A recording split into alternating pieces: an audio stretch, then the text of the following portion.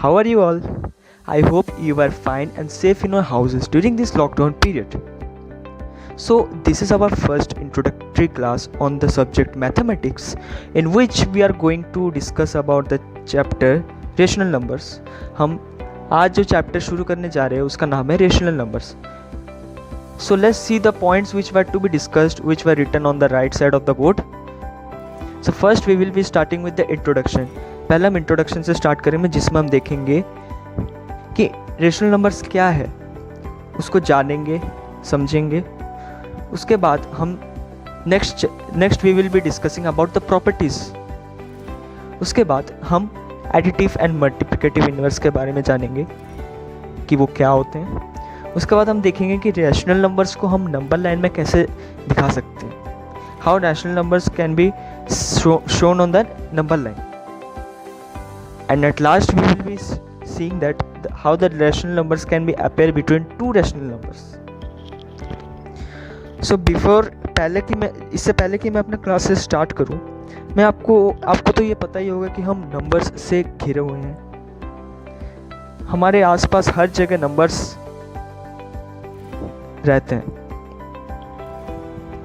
इससे छोटे क्लासेस में हमने पढ़े हैं, काउंटिंग सीखे हैं, 1 2. हम लोग नंबर्स से गेम्स भी बहुत खेले हैं बचपन में, आपको पता ही होगा.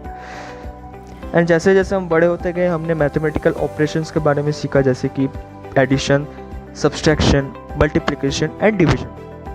उसके बाद जब हम 6th 7th में आए हमने सीखा कि होल नंबर्स क्या होते हैं, नेचुरल नंबर्स क्या होते हैं और इंटीजर्स क्या होते हैं. होल नंबर्स क्या होते हैं? 0 से लेके जितने भी नंबर्स होते हैं वो होल नंबर्स होते हैं.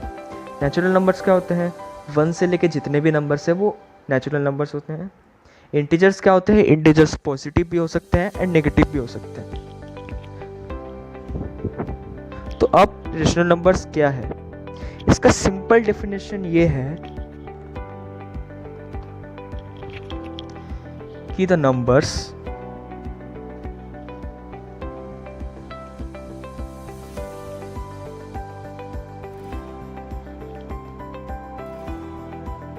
which can be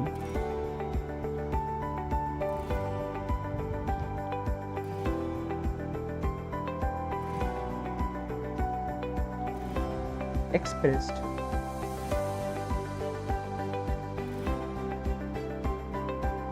in the form of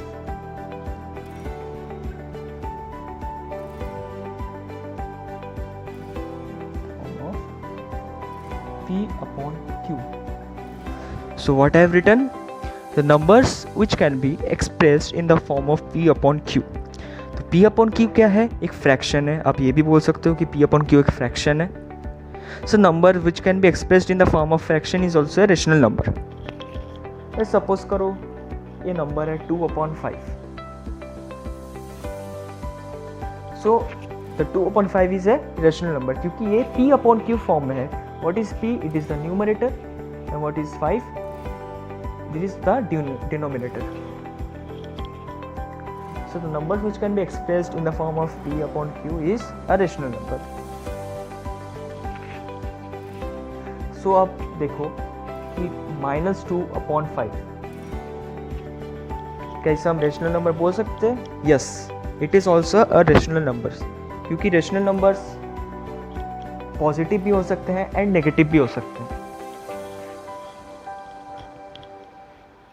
अब मैं यहाँ पर एक नंबर लिखता हूँ 6. ओके, सो क्या 6 is also a rational number? Yes, it is also a rational number क्योंकि 6 के नीचे कुछ नहीं है, मतलब इट्स 1.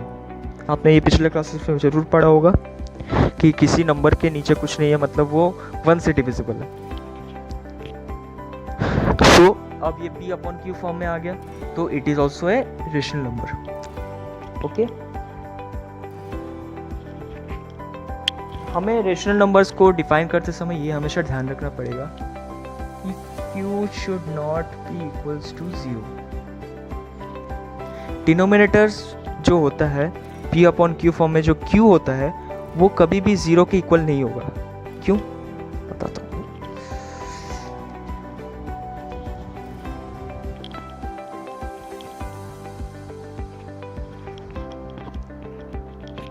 अब आप देखो मैंने यहाँ पर क्या लिखा 5/0. What is 0? It is the denominator. Okay. So denominator is 0. किसी भी नंबर को अगर हम 0 से डिवाइड करते हैं the result will be undefinable which cannot be defined. Okay. इसका साइन ये होता है. So any number divided by 0, its answer will be an undefinable number which can be undefinable, which will be undefinable. So हमें ये हमेशा ध्यान रखना पड़ेगा कि Q जो होता है वो कभी 0 के इक्वल नहीं होगा.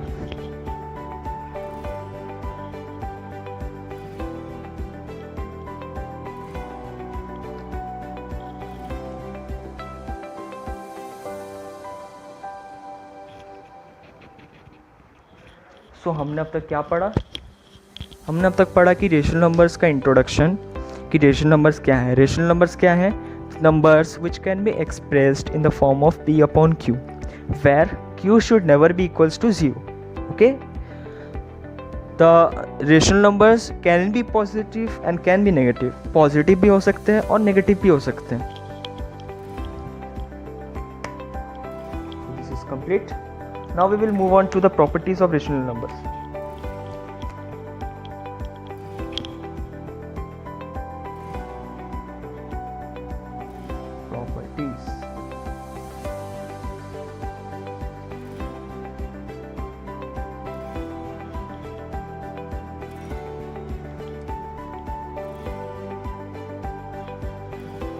So basically rational numbers के 4 प्रॉपर्टीज हैं. First one is closure.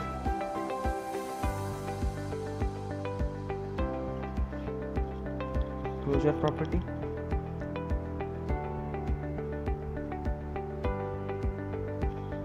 Second one is cumulative property.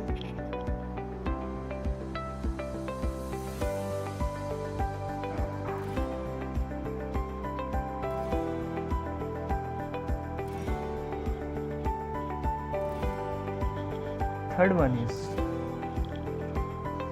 associative property.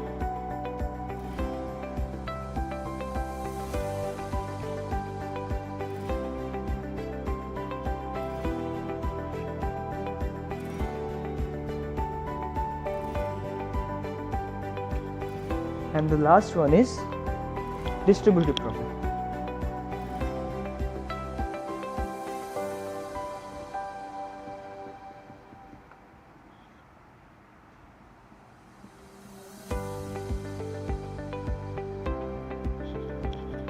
So properties कितने तरह के होते हैं रेशनल नंबर्स के केस में? एक होता है क्लोजर प्रॉपर्टी, एक होता है cumulative property, one is associative property and last one is distributive property.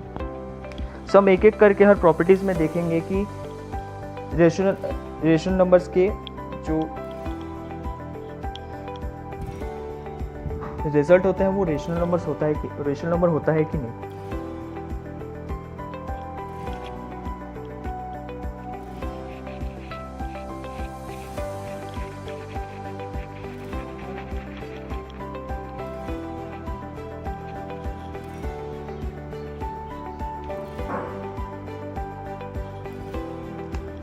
So first one is closure property.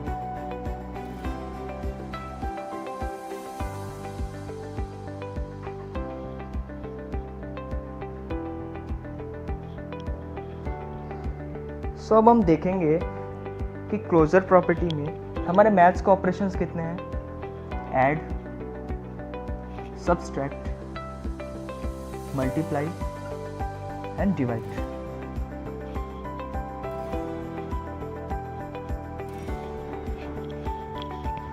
सो अब हम देखेंगे कि हम अगर दो रेशनल नंबर्स को ऐड, सब्सट्रैक्ट, मल्टीप्लाई या डिवाइड करते हैं तो क्या हमें रिजल्ट में एक और रेशनल नंबर मिलता है? So first we will move through addition.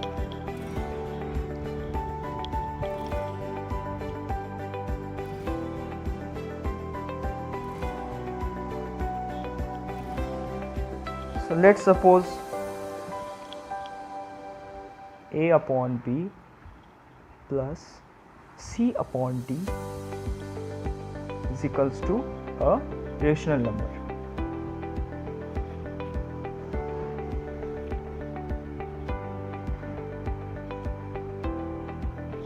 So, अब हम देखते हैं कि अगर हम दो रेशनल नंबर्स को ऐड करते हैं तो हमें एक रेशनल नंबर मिलता है कि नहीं. So let's take two rational numbers, say 2/5 plus 3/5.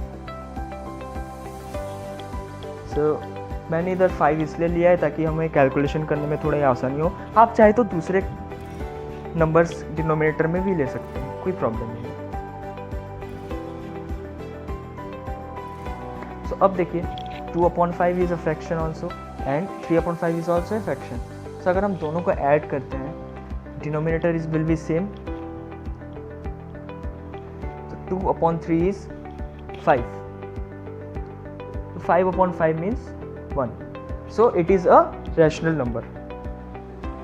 सो हमने ये सेटिस्फाई कर लिया है कि अगर हम दो रैशनल नंबर्स को ऐड करते हैं तो हमें एक रैशनल नंबर मिलेगा.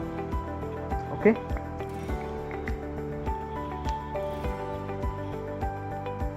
So now we will move on to subtract.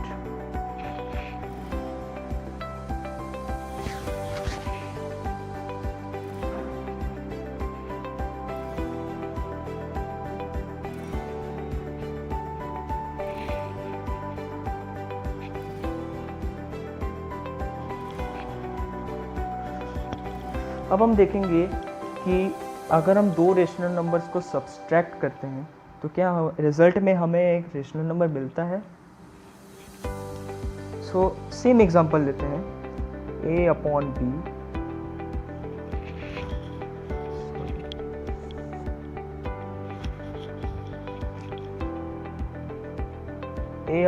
b minus c upon d.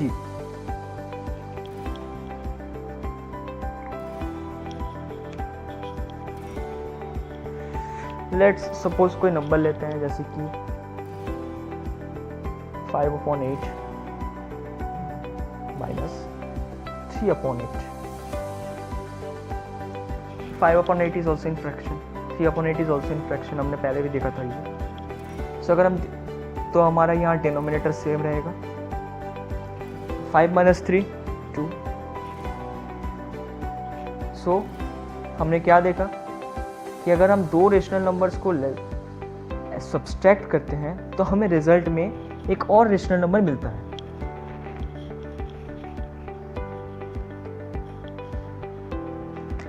So this condition is also satisfied that if we subtract two rational numbers, in result we will get one rational number.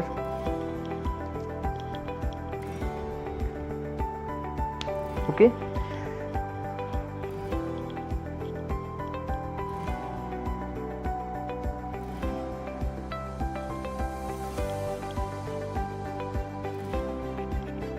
So, अब तक हमने क्या देखा? अब तक हमने देखा कि क्लोजर प्रॉपर्टी के अंदर एडिशन सब्सट्रैक्ट, अगर हम दो रेशनल नंबर्स को ऐड करते हैं तो हमें रिजल्ट में एक और रेशनल नंबर मिलता है, और अगर हम दो रेशनल नंबर को सब्सट्रैक्ट करते हैं तब भी हमें रिजल्ट में और एक रेशनल नंबर मिलता है. So next we will move on to multiplication. ये सारे जो मैं addition, subtraction, multiplication and division बता रहा हूँ, ये सब क्लोजर प्रॉपर्टीज़ के अंदर ही है. हम इसमें यही प्रूफ करना चाह रहे हैं कि अगर हम ऐड, सब्सट्रैक्ट, मल्टीप्लाई या डिवाइड किसी दो रेशनल नंबर को करते हैं तो हमें रिजल्ट में एक और रेशनल नंबर मिलेगा. ये हमें प्रूफ करना है. So next one is multiplication.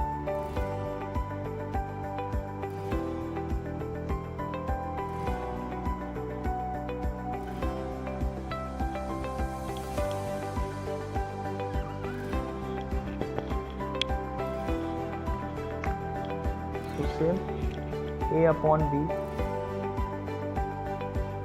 multiplied by c upon d equals a rational number.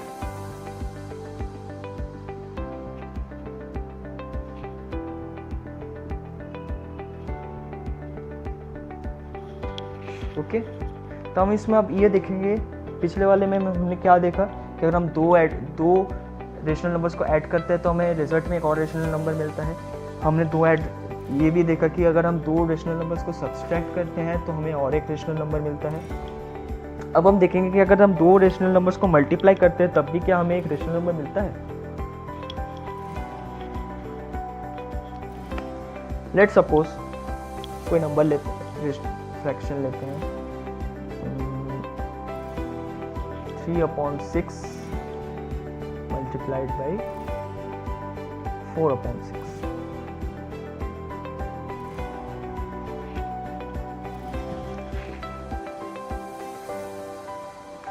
सब अब दोनों को मल्टीप्लाई करेंगे, 6 6 36, 4 3 12।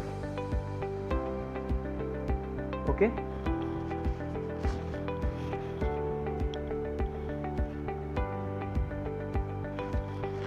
सो हमें मिला, रिजल्ट में क्या मिला है 12/36। तो आप इसको मतलब शॉर्ट में भी लिख सकते हो कि 12 1 12 एंड 12 3 36। सो 1/3 या 12/36 बोथ आर करेक्ट। सो हमने ये देखा कि अगर हम दो रेशनल नंबर्स को मल्टीप्लाई करते हैं तब भी हमें एक रेशनल नंबर्स मिलता है, तो हमारा ये पॉइंट भी सेटिस्फाई हो गया।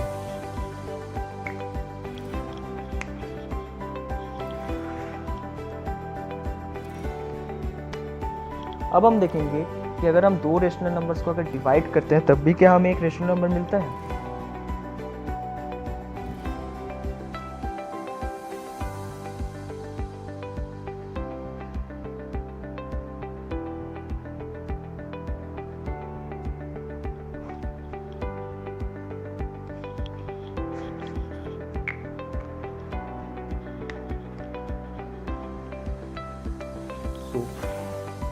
A/B divided by C/T।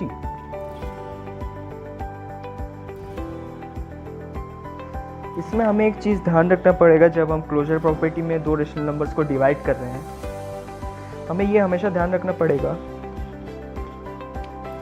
कि ये जो C और D है, C और D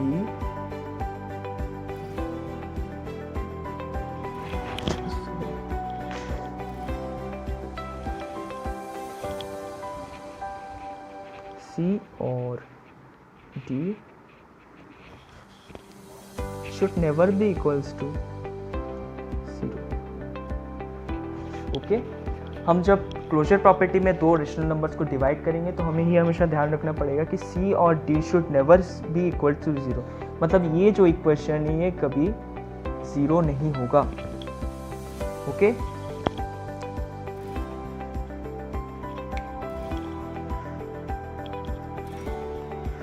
so let's suppose some number say 2/3 divided by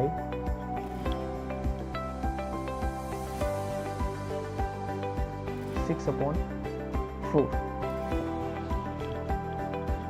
okay, सो अब हम डिवाइड कैसे करते हैं, इसका रेसिप्रोकल कर देंगे, जैसे कि 2 divided by 3 मल्टीप्लाइड बाई 4/6।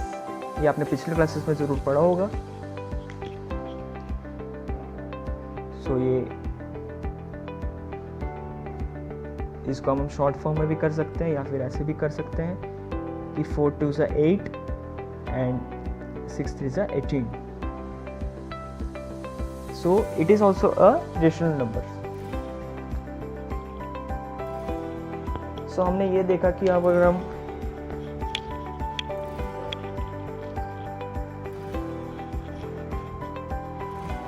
हमने ये देखा कि अगर हम किसी क्लोजर प्रॉपर्टी में किसी दो रेशनल नंबर्स को ऐड करते हैं या सब्सट्रैक्ट करते हैं या मल्टीप्लाई करते हैं या डिवाइड करते हैं तो हमें रिजल्ट में एक रेशनल नंबर मिलता है।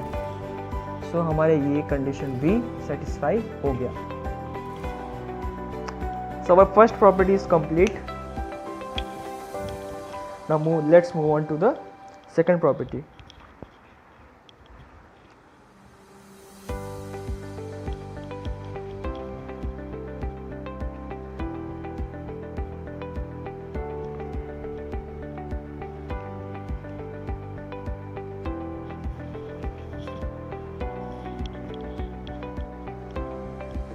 What is the second property? It is cumulative property.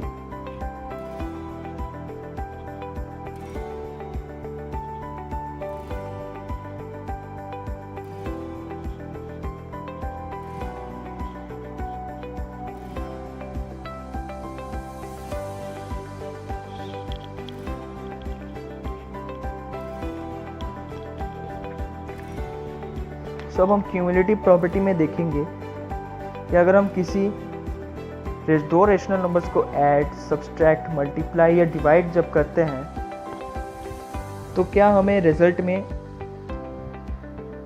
Means अगर हम किसी दो रेशनल नंबर्स को ऐड, सब्सट्रैक्ट, मल्टीप्लाई या डिवाइड करते हैं तो उसका रिजल्ट क्या सेम आता है? आई मीन सपोज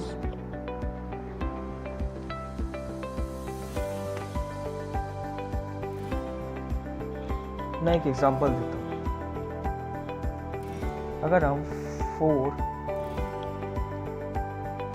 प्लस 2 करते हैं और 2 प्लस 4 करते हैं तो दोनों का रिजल्ट जरूर सेम ही आएगा. It will also be equals to 6. It will also be equals to 6. सो हमें यही चेक करना है कि अगर हम दो रेशनल नंबर्स को ऐड, सब्सट्रैक्ट, मल्टीप्लाई या डिवाइड करते हैं तो क्या वो दोनों इक्वल होते हैं या नहीं होते.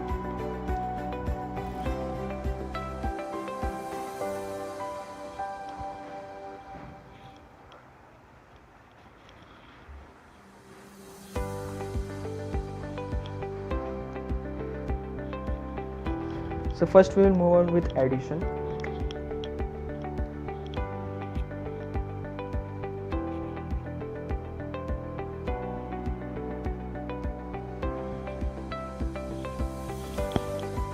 एडिशन अब हमें अगर देखना है कि इसमें हमें ये देखना है कि a upon b plus c upon d can equal to c upon d plus a upon d. तो इसमें हमें ये देखना है कि अगर हम दो रेशनल नंबर्स को एक तरह से ऐड करें और उसका रिवर्स कर दें तो क्या हमारा जो आंसर है वो सेम आएगा. मीन्स ये दोनों इक्वेशंस का सेटिस्फाई होंगे. हमें ये देखना है. Let's suppose take an example as 2 upon 5 plus 3 upon 5. मैंने डिनोमिनेटर सेम लिया है ताकि कैलकुलेशंस थोड़े से शॉर्ट हो. आप चाहे तो दूसरे एग्जांपल से भी समझ सकते हैं. is equals to 2 upon 5 plus 3 upon 5 is equals to 3 upon 5 plus 2 upon 5. Okay. सो अब देखिए यहाँ डिनोमिनेटर सेम रहेगा 5 and 2 plus 3 is 5. Okay, and here will be denominator will also be the same and 3 plus 2 is also 5. So हमने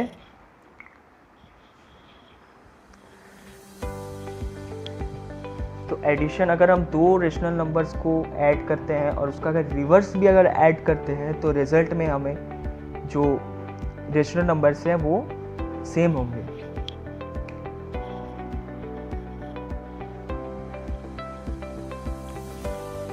तो ये जो cumulative property है वो एडिशन में अप्लाई करती है.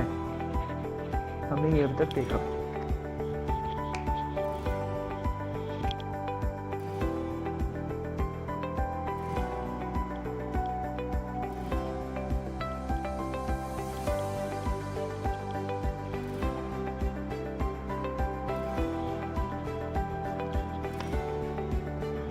सो अब हम देखेंगे subtraction. Okay,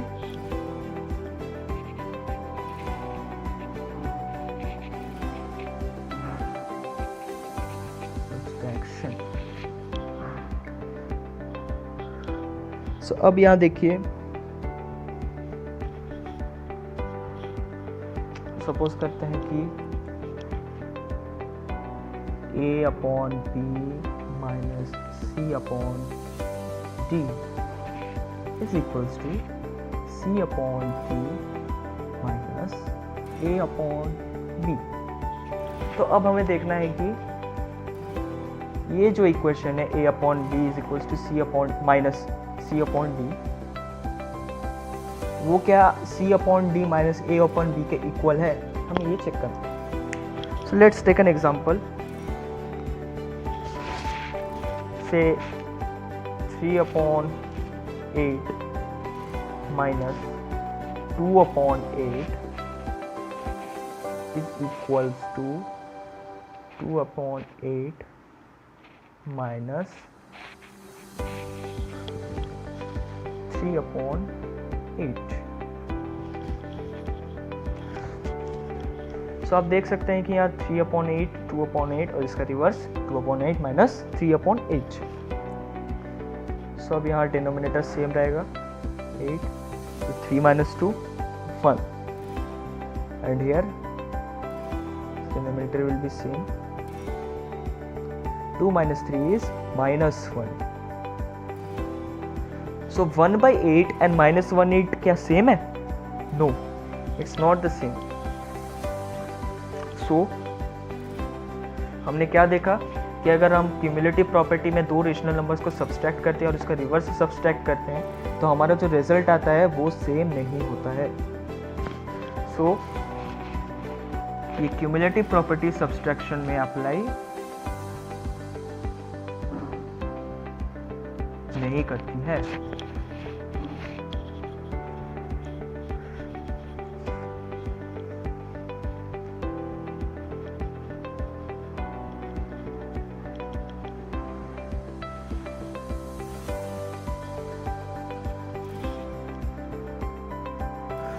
So now let's move on to multiplication।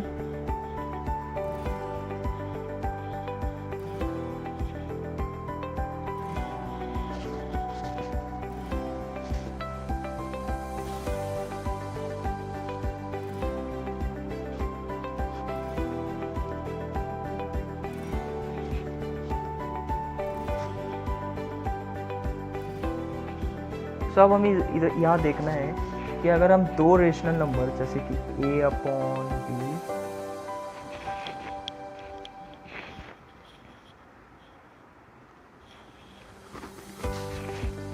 a upon b multiply by c upon d ये का इक्वल होता है c अपॉन d और a अपॉन b के, हम ये देखना है। सो इसे भी हम एक एग्जांपल से समझेंगे। 2 upon 3 into 2 upon 4 this should be can be equals to 2 upon 4 equal to into 2 upon 3। तो फ्रेंड्स यहाँ देखिए कि 2 अपॉन 3 इंटू 2 अपॉन 4, तो 4 3 are 12 and 2 2s are 4, okay, and here 2 2s are 4 and 4 3s are 12। so यहाँ देखिए here the answer is also coming to 4 upon 12 and here the answer is also coming 4 upon 12। so multiplication में हमने देखा कि cumulative property multiplication में work करती है।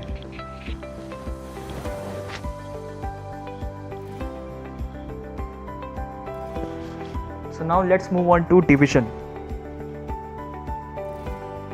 ये जो मैंने add, subtract, multiply and divide कर रहे हैं ये सब क्यूमुलेटिव प्रॉपर्टीज के अंदर ही है, ओके।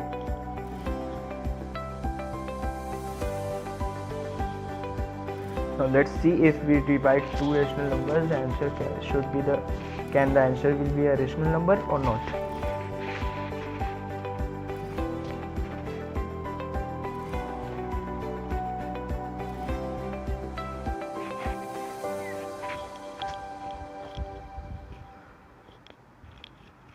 So, इसमें हमें ये देखना है कि a upon b divided by c upon d क्या ये इक्वल है c upon d divided bye a upon b के। हमें ये देखना है कि अगर हम a अपॉन बी को c अपॉन डी से डिवाइड करते हैं तो ये क्या इक्वल होता है c अपॉन डी और a अपॉन बी के। Let's take an example.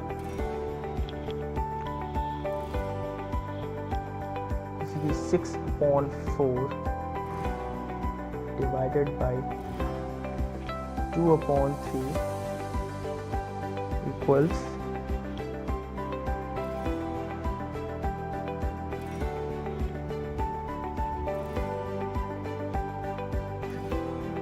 2 upon 3 divided by 6 upon 4।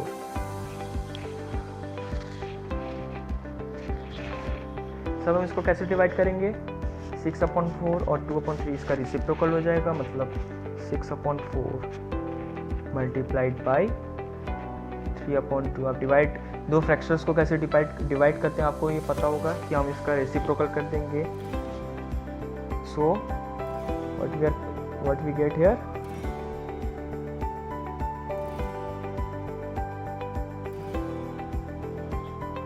Three से 18, 4 2 से 8। और यहाँ देखिए 2 अपॉन 3 और इसका अब हम रेसिप्रोकल कर देंगे 4 अपॉन 6। अब देखिए 4 2 से 8, 6 3 से 18। ओके, सो हमने यहाँ क्या देखा कि अगर हम दो रेशनल नंबर्स को डिवाइड करते हैं तो उसका जो रिवर्स अगर हम उसको डिवाइड करते हैं तो उसका जो आंसर होगा, जो मतलब इक्वेशन होगा, वो सेटिस्फाई नहीं होगा। इधर LHS साइड क्या आ रहा है 8/18 and the RHS side the same is coming 8/18। LHS side it's coming 18/8 and RHS side it's coming 8/18। So both are different. So हमने क्या देखा कि अगर हम क्यूमुलेटिव प्रॉपर्टी में अगर हम दो रेशनल नंबर्स को डिवाइड करते हैं तो उसका जो ऑपोजिट होता है वो और जो हमने पहले किया ये इक्वल नहीं होता है, this both are not equal. So cumulative property division में अप्लाई नहीं होती है।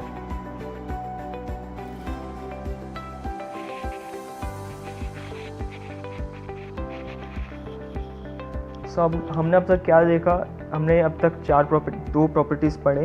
क्लोजर प्रॉपर्टीज जिसमें अगर हम किसी भी दो रेशनल नंबर्स को ऐड, सब्सट्रैक्ट, मल्टीप्लाई या डिवाइड करते हैं तो उसका जो रिजल्ट आता है वो भी एक रेशनल नंबर होता है, हमने ये पहले देखा।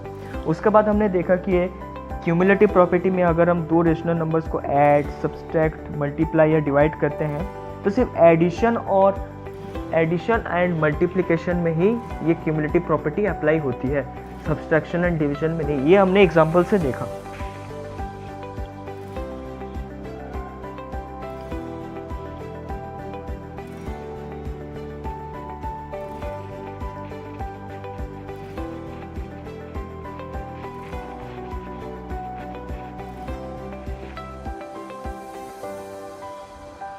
So next move on to the third property, which is associative properties.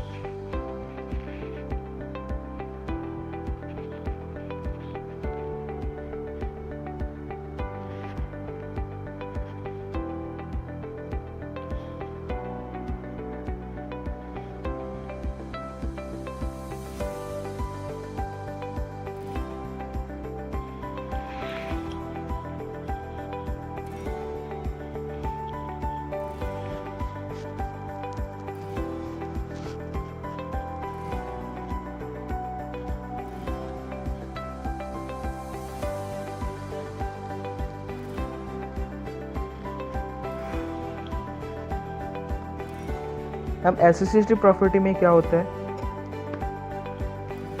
Suppose करो हम एक एग्जांपल लेते हैं। अगर हम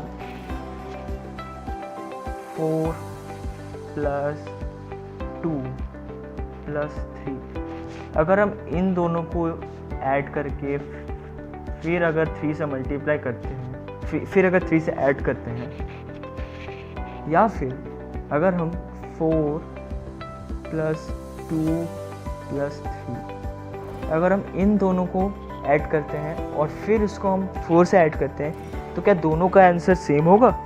yes, answer will be the same because see 4 + 2 is 8 plus 3 and here also 4 plus 3 plus 2 5.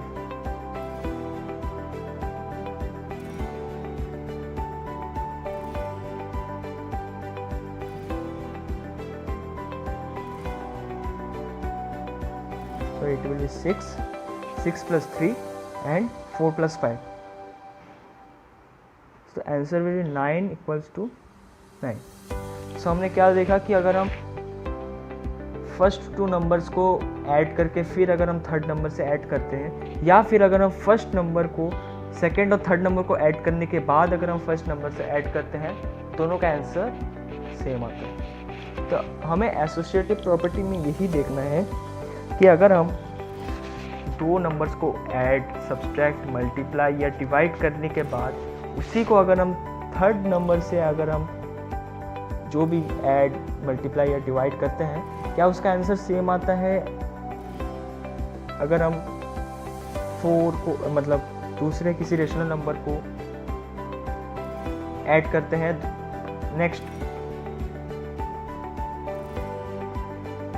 Rational number से, मतलब अगर हम 2 + 3 मतलब सेकेंड एंड थर्ड जो रेशनल नंबर्स होते हैं उनको ऐड करने के बाद या सब्सट्रैक्ट करने के बाद या मल्टीप्लाई करने के बाद जो हम अगर जो फर्स्ट जो रेशनल नंबर है उससे अगर हम डिवाइड करते हैं, क्या इसका और इसका आंसर सेम आता है? हमें यही चेक करना है।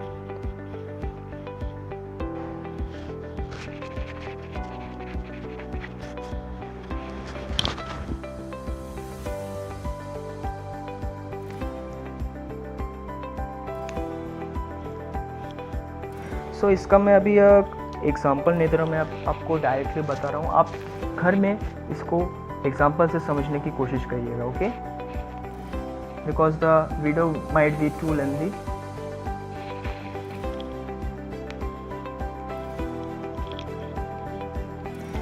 First move on with addition.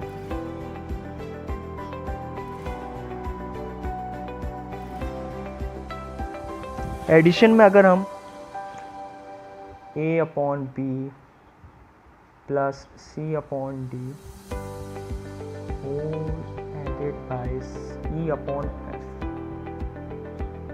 क्या ये इक्वल होता है a/b plus c/whole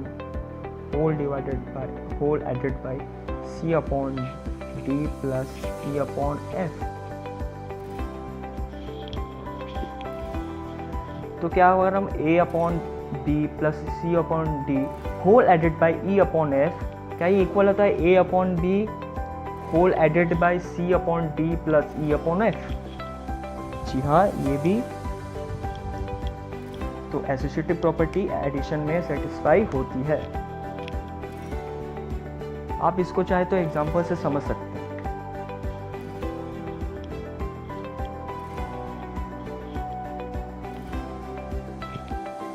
Next we will moving on to the subtraction.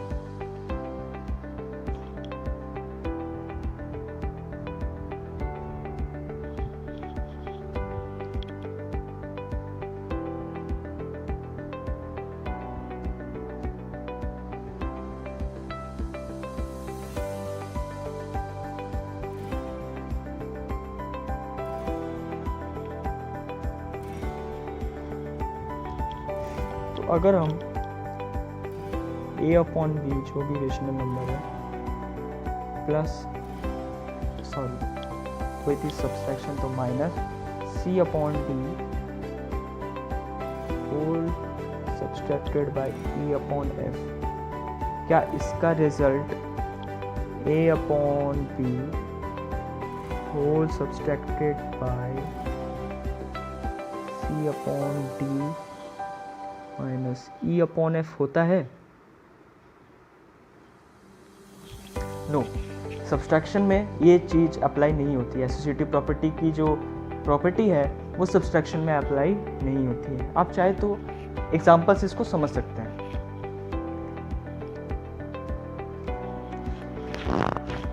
So now let's move on to the multiplication.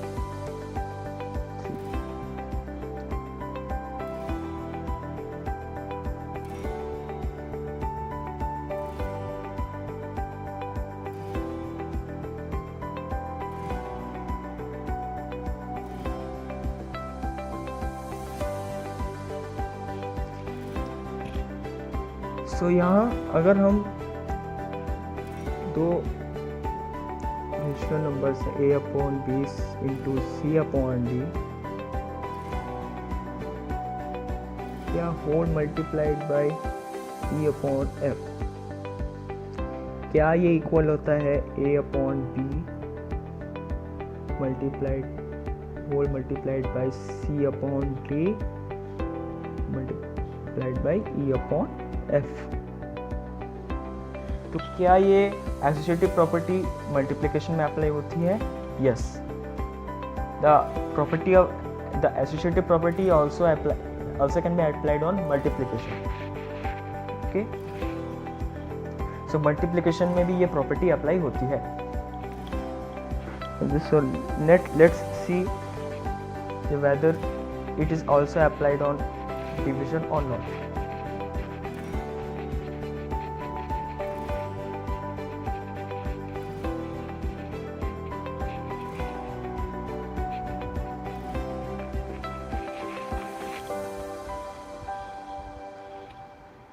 It's division.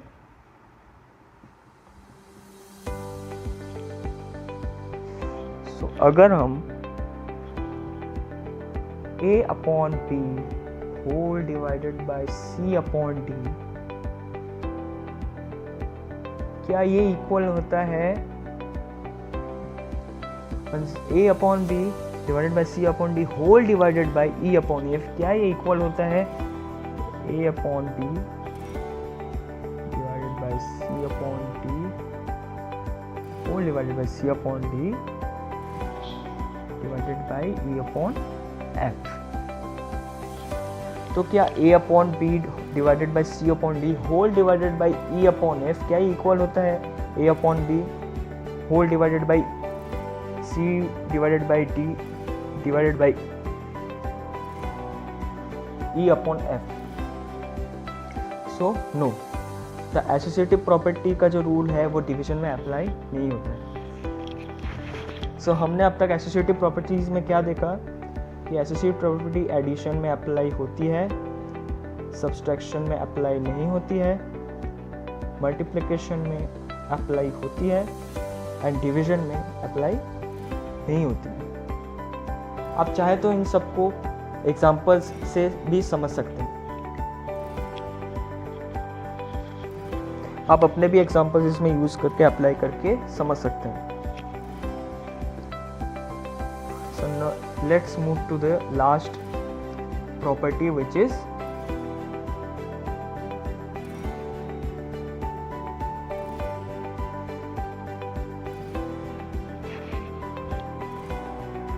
distributive property.